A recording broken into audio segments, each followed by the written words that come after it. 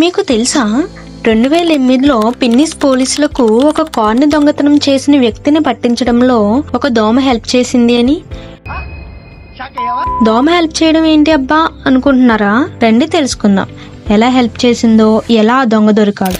2008లో పిన్నిస్ పోలీసులకు ఒక దొంగతనం చేసిన కారు కోసం వెతుకుతూ ఉండగా వాళ్ళకి కారు దొరికింది. కానీ కారు ఎవరు దొంగిలించారో తెలియలేదు. కారు లోపల ఏమైనా ఇన్ఫర్మేషన్ దొరుకుతుందేమో అని వెతుకుతూ ఉండగా ఒక చనిపోయిన దోమ దొరికింది.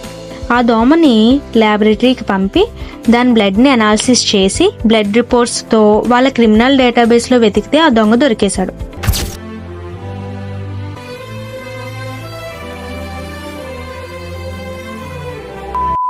ఈ విధంగా ఆ దోమ పోలీసులకు ఉపయోగపడింది. ఈ ఐడియా వచ్చిన పోలీసులు నిజంగా గ్రేట్ కదా, ఇలా కూడా ఇన్వెస్టిగేట్ చేయొచ్చు అని తెలియజేశారు.